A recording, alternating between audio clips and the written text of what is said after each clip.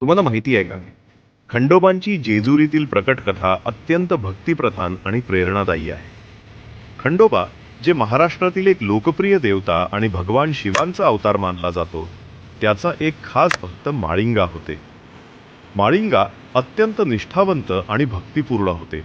त्यांनी रोज उपवास केले, कठोर साधना केली आणि खंडोबांची सेवा करण्यास कधीही थांबले नाही. एका दिवशी माळिंगा खूप दमले असताना देखील त्याने खंडोबांची भक्ती सोडली नाही. त्यांच्या निष्ठेने आणि भक्तीने खंडोबांची हृदय स्पर्श केले. खंडोबा स्वतः जेजुरीच्या माळवणात प्रकट झाले आणि माळिंगांना समोर पाहून त्याचा आनंद द्विगुणित झाला.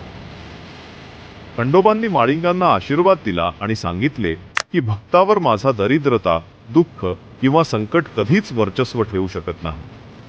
जे भक्त निष्ठेने आणि श्रद्धेने माझा स्मरण करतात, त्यांचे जीवन नेहमी सुखमय राहील. त्यानंतर खंडोबा जेजुरीत स्थायी राहिले आणि त्या भागातील लोकांच्या भक्तीसाठी उपस्थित राहते.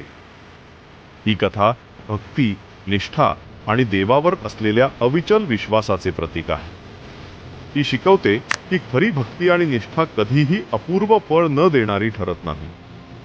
खंडोबांची ही कथा आजही भक्तांसाठी प्रेरणादायी आहे आणि जेजुरीच्या माळवणात ती लोककथांमध्ये जिवंत आहे.